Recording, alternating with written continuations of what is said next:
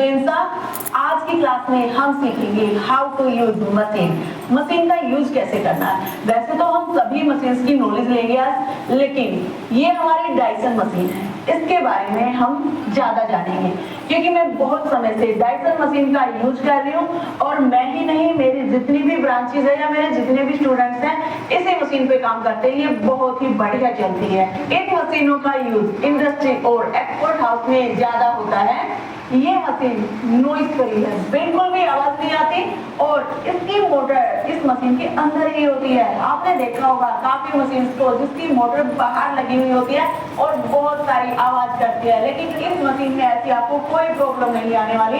आपने देखा होगा छोटी मशीन जो हम बहुत समय से यूज करते आ रहे थे, हाथ से चलानी पड़ती थी, बहुत मेहनत होती थी, बहुत टाइम लगता था। जहाँ इस मशीन पे काम करने में हमें 3 घंटे लगते थे कुर्ती को स्टिच करने में, वही तो ये आधुनिक मशीन है, इन पे सारा ही आधा घंटा लगता है। तो मैं आपको सजेस्ट करूंगी कि आप बड़ी मशीन का यानी कि जो डायसन मशीन है या फिर कोई और बड़ी मशीन है उनका यूज कीजिए अपने काम में। उसके बाद आई हमारी ये पायदान वाली मशीन, यानी कि जिसपे एक पट्टा लगा हुआ होता था, उस मशीन को हम पैरों से चलाते थे। उसके बाद इस पे मोटर भी लगनी स्टार्ट हो गई जो कि बाहर दिखती थी। तो हम एक मशीन का भी यूज कर सकते हैं जो कि लाइट के बिना भी चलती है और लाइट से भी चलती है, ये भी काफी अच्छी रहती है। फॉर एग्जाम्पल जो मिल्टन की ही आती है, जो कि मैंने ये भी यूज की है, मिल्टन की मशीन अम्ब्रेला में। जो हमारी ये मशीन थी ये सिंपल थी, अम्ब्रेला में नहीं थी। अब इसका मतलब क्या है वो समझ लेते हैं। ये सिंपल मशीन में बहुत ज्यादा धागा फंसता है, बहुत ज्यादा। हम थोड़ी सी मशीन चलाते हैं, उसके बाद धागा फंस जाता है सेटल में, उसके बाद हमें बार बार धागा निकालने में बहुत ज्यादा टाइम वेस्ट होता है। उसके बाद हमारी जो अम्ब्रेला मशीन आ गई है, जो कि मिल्टन में जो आप अभी देख रहे हो, यानी कि जो पैरों से भी चलती है, इसमें धागा नहीं फंसता, इसका ये सुख है, लेकिन ये आवाज बहुत करती है। और जो बड़ी आधुनिक मशीन है उनके जितना काम भी नहीं हो पाता। वैसे अच्छी है नो डाउट, लेकिन छोटी मशीन से अच्छी है। तो चलिए हम जान लेते हैं, जैसे कि हमने डायसन मशीन के बारे में जाना, ऐसे ही हमारी मशीन है जेट की, ऐसे है जुकी की, और इसी तरीके से हमारी मशीन है उषा की। ये भी मॉडर्न मशीन है। अगर आपके एरिया में जो डायसन मशीन है वो अवेलेबल नहीं होती तो आप इन मशीन पे भी काम कर सकते हो। ये भी बहुत ही प्रोफेशनल है, बिल्कुल नॉइज फ्री है। एक हम जानेंगे जैसे कि सिंगर मशीन है फैशन मेकर। ये मशीन भी अपनी जगह पे बहुत ही अच्छी है, लेकिन ये सिर्फ कम काम अगर आपने करना है, यानी कि पर्सनली खुद के लिए काम करना है, तो आप इसका यूज कर सकते हो। अगर आप चाहते हो कि हम क्लाइंट्स का काम इसमें करें या फिर हमारे पास बहुत सारा काम आ रहा है वो काम हम इसमें निपटाएं, तो ये पॉसिबल नहीं है क्योंकि ये बहुत ही स्लो चलती है। खुद के काम के लिए बहुत बढ़िया है, लेकिन क्लाइंट्स के काम के लिए या फिर बुटीक के काम के लिए नहीं कामयाब होगी। तो अब हम जान लेते हैं कि जो डायसन मशीन है, जैसा कि मैंने बताया हम ज्यादा जानकारी आपको डायसन मशीन की देंगे क्योंकि मैं इसी का यूज करती हूँ, ये सबसे बेस्ट है मेरे अकॉर्डिंग। इसमें जो इसके स्टिच होती है कि स्पीड हम इसकी ज्यादा से ज्यादा कितनी रख सकते हैं, 4000 तक। लेकिन कुछ आप इसमें जैसे कि मैकेनिक को बुला के 5000 तक इसकी स्पीड बढ़वा सकते हो, लेकिन 4000 में भी इसकी स्पीड बहुत ज्यादा हो जाती है। आप बहुत बड़े प्रोफेशनल हो, बहुत टाइम से काम कर रहे हो, तब जाके आप 4000 पे काम कर सकते हो। ये भी बहुत स्पीड से चलती है। बाकी इसमें कितनी स्पीड कम या ज्यादा हम कर सकते हैं वो मैं आपको बिल्कुल प्रैक्टिकल करके दिखाऊंगी। ये मशीन बहुत फिनिशिंग से चलती है। तो चलिए हम जान लेते हैं मशीन के पार्ट्स के नेम की, क्या क्या इसके नाम होते हैं। जब भी हम किसी भी पार्ट्स का नाम यूज करेंगे तो आपको पता होना चाहिए कि ये हमारा जो पार्ट है वो कहाँ पे है मशीन के। तो हम देख लेते हैं कि जैसे कि हमारा ये होता है हैंड व्हील, इस तरीके से जो आप ये राउंड देख रहे हो, यहाँ पे हमारा ये हैंड व्हील होता है। ये क्या काम आता है, जैसे कि हमने मशीन को वैसे ही एक बार चला के देखना है या फिर चेक करना है कि हमारी मशीन ऑन हो गई या हो। इससे ये क्या काम करती है, जब हम इसको ऐसे घुमाते हैं अपनी तरफ, जब घुमाते हैं तो निडल हमारी ऊपर नीचे होती रहती है। तो इस तरीके से हम इसको हैंड से चला सकते हैं। उसके बाद आता है स्टिच लेंथ रेगुलेटर, जो आप यहाँ पे देख रहे हो, यहाँ से स्टिच लेंथ रेगुलेटर। इसका क्या काम होता है, जैसे कि हमने कच्ची सिलाई लगानी है या फिर हमें बारीक सिलाई लगानी है, तो हम इससे उस सिलाई की चाल, यानी कि कितने डिस्टेंस में हमने कितनी खुली सिलाई लगानी है, कितनी टाइट सिलाई लगानी है, उसमें हम इसका यूज कर सकते हैं। जो हमारा ये पार्ट है, ये हमारा है L6 लीवर वाला, ये हम इसका यूज कब करते हैं? जैसे कि हमें कभी सिलाई को लॉक करना है, जैसे हम कोई भी सिलाई लगाते हैं उसके खुलने के चांस ज्यादा रहते हैं, तो हम सिलाई को रिवर्स करके उसको लॉक कर सकते हैं। ये हमारा है LCD कंट्रोल पैनल, यानी कि यहाँ से इस पीस पे हम अपने जो काफ़ी जैसे कि स्टिच को हमने कितनी स्पीड में चलाना है या कितना कम स्पीड करनी है, उस तरीके से यहाँ से हम कंट्रोल कर सकते हैं। काफ़ी इसमें फंक्शन है, जैसे कि हम नीडल को ऊपर रखना चाहें सिलाई लगाते समय तो हम नीडल को ऊपर लगा सकते हैं, या फिर हम स्पीड को ऊपर नीचे करना चाहें तो यहाँ पे, ये सब हम आपको प्रैक्टिकल जब करके दिखाएंगे तब समझाएंगे। तो इसके बारे में अभी इतना ही समझ लेते हैं। ये हमारा है बॉबिन वाइंडर, यहाँ से जो आप देख पा रहे हो ये बहुत काम की चीज़ है। जैसे कि हमने छोटी मशीन पे देखा होगा, छोटी मशीन पे हम कभी यहाँ पे जो हमारा ये हैंड व्हील है इस पे हमें बॉबिन को भरना पड़ता है, या फिर कभी हम हाथ से भी भरते हैं, लेकिन इसमें ये बहुत ही बढ़िया फंक्शन दिया गया है। इसमें हमने बॉबिन को लगाना होता है और हमारा जो धागा है वो बहुत ही अच्छे तरीके से भरा जाता है। उसके बाद हम बात करेंगे थ्रेड गार्ड की। यहाँ पे ये हमारा थ्रेड गार्ड होता है, जिसमें हम थ्रेड को बहुत ही अच्छे तरीके से इंसर्ट करते हैं और हमारा जो धागा है मशीन में बहुत ही फिनिशिंग से चलता है। उसके बाद हमारा आता है ये थ्रेड टेंशन डिस्क। ये 3 जगह आपको दिखेगा, यहाँ से और यहाँ पे। ये आपका जो थ्रेड चलता है मशीन में, जो आपकी स्टिच चलती है, उसको बहुत ही फिनिशिंग से बिल्कुल स्मूथ चलाने में काम करता है। इसके अंदर 2 ये प्लेट्स की दी हुई होती है, जिससे धागा इंसर्ट होके जाता है और बहुत ही अच्छे से वर्क करता है। उसके बाद हम जान लेते हैं टेक अप लीवर, जो आप यहाँ पे देखोगे इसमें थोड़ा सा कम दिख रहा है इस जगह से, जो आपकी एक स्टिक यहाँ पे ऊपर नीचे होती रहती है। ये बहुत इंपॉर्टेंट पार्ट है मशीन का।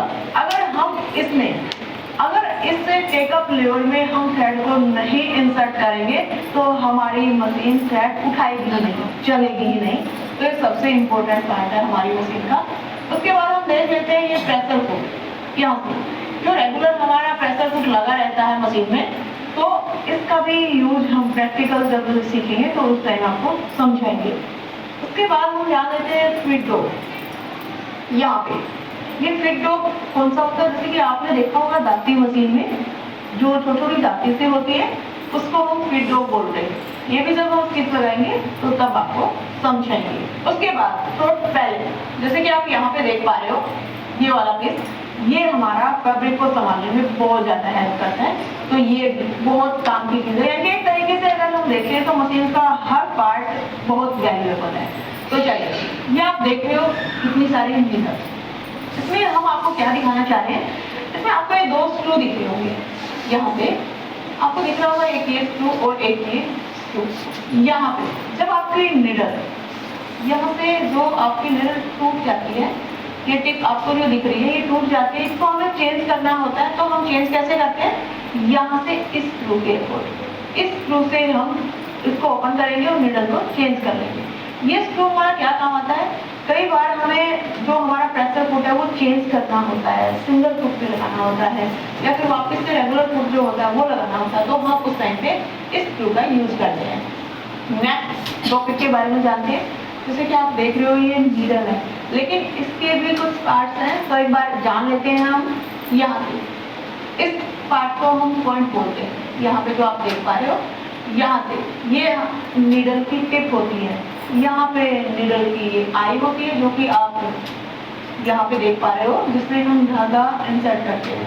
उसके बाद यहाँ पे आप एक कट देखते हो इस तरीके से, ये स्पार्क होता है, इसका बहुत यूज होता है। इसको देख के ही हम पता लगाते हैं कि हमने जो नीडल का फेस है वो किस तरफ करना है, मशीन की तरफ या अपोजिट तरफ। बाकी ये भी इनके नाम है, बाकी आप इनको जान सकते हो। इसको यहाँ पे जहाँ से हमारा साइज कम होता चलता है नीडल का फ्रंट की तरफ, तो उसको शोल्डर बोलते हैं, इसको स्टैंक बोलते हैं। ये है बट। तो ये थी नीडल की नॉलेज। तो चलिए उसके बाद जान लेते हैं हम कि हम जब भी मशीन पे काम करते हैं तो हम अलग अलग फैब्रिक पे काम करते हैं। तो जरूरी नहीं है कि एक ही नीडल सारे फैब्रिक पे चले, तो उसके लिए हमें अलग अलग नंबर के नीडल का यूज करना होता है। जैसे कि हमारे जो नीडल के नंबर होते हैं 11 नंबर की होती है, 14 नंबर की होती है, 16 14 नंबर की होती है, 18 नंबर की होती है, 21 नंबर और 22 नंबर की होती है। तो ये किस तरीके से किस फैब्रिक पे कौन सी नीडल यूज होती है वो हम आपको आगे समझाएंगे। एक बार नेक्स्ट पार्ट के बारे में समझेंगे। तो चलिए जान लेते हैं हम कि 11 नंबर की जो नीडल है हमारी वो किस किस फैब्रिक पे यूज होती है। वो यूज होती है नेट पे, सिफॉन पे, डेलिकेट पे। डेलिकेट मीन्स बहुत ही लाइट वेट फैब्रिक। यानी कि अगर आप जैसे कि एक तरीके से समझो तो बनियान वाला जो फैब्रिक होता है उसमें जब आप काम करते हो तो 16 नंबर की या 18 नंबर की जो नीडल होती है उससे आप कभी भी काम नहीं कर सकते। वो बहुत बड़ी बड़ी स्टिच छोड़ती है, बहुत बड़ी चाल लगाती है, तो उससे आपको बहुत ज़्यादा दिक्कत आती है। तो उसके लिए हम 11 नंबर की नीडल का यूज करेंगे, तभी हम उस फैब्रिक पे काम कर सकते हैं। उसके बाद आता है जो 14 नंबर की नीडल है, वो हमारी कौन से फैब्रिक पे काम करती है? वो करती है सिल्क पे, फौजी पे, वेलवेट पे। आपने देखा होगा कई बार आप वेलवेट पे सिलाई लगाते हो 16 या 18 नंबर की नीडल से, तो वो बहुत बड़ी सिलाइयाँ छोड़ देती है, तो उस पर भी काम नहीं होता। तो उसके लिए आपको 14 नंबर की नीडल लगानी ही पड़ेगी, तभी आपकी सिलाई फिनिशिंग से चलेगी। उसके बाद हम देखते हैं कि 16 नंबर की सुई कौन से फैब्रिक पे चलती है। अगर बात करें वैसे तो 16 नंबर की सुई लगभग सभी फैब्रिक पे चल जाती है, लेकिन कई बार ऐसा होता है कि हमें 11-14 नंबर की सुई लगानी ही पड़ती है। लेकिन अगर जो हम मॉडर्न मशीन की बात करें तो उनपे 16 नंबर की 18 नंबर की सुई सभी फैब्रिक पे काम करती है। वो हम आपको जब प्रैक्टिकल करके दिखाएंगे तब समझाएंगे। तो 16 नंबर की सुई मेनली ज्यादातर किस फैब्रिक पे काम करती है? कॉटन पे, रियोन पे, नॉर्मल किसी भी फैब्रिक पे, यानी कोई भी हम फैब्रिक लेते हैं तो लगभग ये चल जाती है। उसके बाद हम जान लेते हैं कि 18 नंबर की जो नीडल है हमारी वो किस तरीके के फैब्रिक पे काम करती है। जैसे कि 18 नंबर की सुई मतलब उसकी टिप भी थोड़ी सी थिक हो गई है, मोटी हो गई है, तो उसी तरीके से वो काम भी करती है। बेडशीट पे, पेंट पे या कोई भी थिक फैब्रिक है तो आप उस पे काम कर सकते हो, जैसे कि हमने पिक्चर में भी आपको दिखाया गया है। जैसे कि हमने बात की थी 11 नंबर की सुई, वो बहुत ही बारीक होती है, तो उसी तरीके से वो बारीक फैब्रिक पे ही काम करेंगी। अब जैसे जैसे साइज बढ़ता जा रहा है नीडल का, उसी तरीके से फैब्रिक की जो थिकनेस वो भी बढ़ती जा रही है। 21 नंबर की नीडल जैसे कि आप देख पा रहे हो किसी भी जींस पे, इनके डेनिम जींस या एक्स्ट्रा थिक फैब्रिक, कोई भी जैसे कि आपको लग रहा है ये बहुत ही मोटा फैब्रिक है, उस पर आप अगर काम करना चाह रहे हो तो बारीक सुई से नहीं कर सकते, वो टूट जाएगी, तो आप 21 नंबर की सुई का यूज कर सकते हो। उसके बाद आती है 22 नंबर की नीडल। 22 नंबर की नीडल जैसे कि आप बैग, ये पिक्चर में देख रहे हो, किसी भी लेदर फैब्रिक पे या बैग पे, या फिर एक और बात करें तो कट्टा पल्ली को भी स्टिच करना है तो आप 21 और 22 नंबर की नीडल का यूज कर सकते हो। मैंने देखा है आम घरों में ज्यादातर बड़ी बड़ी कट्टा पल्ली सिले जाते हैं, तो उसमें वो क्या करते हैं कि अलग से जो 14 नंबर की 16 नंबर की सुई है उसका यूज करते हैं। वो एक दो में चल भी जाती है, लेकिन उससे आपकी मशीन को बहुत सारी दिक्कतें आती हैं। तो जिस तरीके का फैब्रिक है उसी तरीके की आप नीडल यूज करना सीखिए, आपकी मशीन सालों साल चलेगी, यानी कि उसकी लाइफ बहुत ज्यादा रहेगी। उसके बाद हम जानेंगे प्रेशर कुक के बारे में। जैसे कि हम जब स्टिच लगाते हैं, ये हम यहाँ पे नॉलेज ले लेते हैं, लेकिन प्रैक्टिकल हम आपको सारी चीजें समझाएंगे, टेंशन मत लो कि हमें पिक्चर से अकेला समझ नहीं आ रहा है। प्रेशर कुक जैसे कि आपने मशीन में देखा होगा, यहाँ पे ये प्रेशर कुक है हमारा। आपने देखा होगा कई बार पाइपिंग में भी हम सिंगल फुट का या फिर जिप लगाने में यूज करते हैं। ये लेफ्ट राइट दोनों तरफ के आते हैं कि आप किस तरीके से अपना हाथ चलाते हो, किस तरीके के हैंड हो, उस हिसाब से हम काम करते हैं सिंगल फुट के ऊपर, जिप पे, पाइपिंग पे। उसके बाद हम नेक्स्ट जानेंगे थ्रोट पैलेट के बारे में। जैसे कि आप एरो से समझ पा रहे हो कि हम किस चीज का जिक्र कर रहे हैं। आप उसमें कुछ लाइनें भी देख रहे हो, इन लाइनों का क्या बेनिफिट होता है? आपने ये लाइनें तो जरूर देखी होंगी, लेकिन इसका जो क्या महत्व होता है, किस उपयोग में हम इसको ले सकते हैं, वो कभी नहीं जाना होगा। तो जैसे कि मान लीजिए आपने लगानी है 4 इंच पे सिलाई, तो आप इस लाइन के सामने बिल्कुल फैब्रिक को रखिए, आपकी बिल्कुल सीधी सिलाई आएगी। अपने हाफ इंच पे सिलाई लगानी है तो लाइन का ही यूज करके आप इस तरीके से ये सब फैब्रिक को सामने रख के सिलाई लगा सकते हो। फिर भी अगर आपको थोड़ा मुश्किल लगे कि हमें समझ नहीं आ रहा है, तो जैसे कि इसमें आपको दिखाया भी गया है कि ये 4 इंच की सिलाई यहाँ तक लग रही है, फिर हाफ इंच की लग रही है, इस तरीके से लाइनों का हम यूज करके फैब्रिक को स्ट्रेट रख के सिलाई लगा सकते हैं। उसके बाद जैसे कि आपका फैब्रिक बार बार फिसल रहा है, आपकी स्ट्रेट सिलाई नहीं लग रही है कि हमने आधा इंच की दूरी पे इक्वल सिलाई लगानी है लेकिन हमारी सिलाई नहीं लग रही है, तो हम यूज कर सकते हैं डबल साइडेड टेप का। जैसे कि आप यहाँ पे देख पा रहे हो, इसमें हमने डबल साइडेड टेप का यूज किया हुआ है। इसको ऐसा चिपकाने से आपका फैब्रिक इससे दूरी पे नहीं जाएगा और आपकी सिलाई बिल्कुल स्ट्रेट लग के आएगी। ये काफी बच्चों के साथ प्रॉब्लम होती है कि उनकी सिलाई स्ट्रेट नहीं लगती, तो उस टाइम पे आप इसका यूज कर सकते हो। उसके बाद हम देखेंगे फिट डो। आपने देखा होगा, आपको समझ नहीं आता होगा, जैसे कि मान लो आप काफी बार सलवार स्टिच करते हो, उसमें आपको मोहरी बनानी होती है या बुकरम का ज्यादा यूज करते हो, तो आपकी जो ये दाती होती है यहाँ पे, ये बिगड़ जाती है, इसको बोल रहे हैं हम फिट डो। अगर आपको जैसे कि आप दाती बोलते होंगे तो इस तरीके से इनको बोलते हैं हम फिट डो। इनका बहुत यूज रहता है फैब्रिक को आगे खिसकाने में। अगर यही काम ना करें तो हमारा फैब्रिक जहाँ पे रखा हुआ वहीं पे रखा रहेगा, वो आगे नहीं चलेगा, तो इसका भी बहुत ज्यादा यूज हमें करना पड़ता है।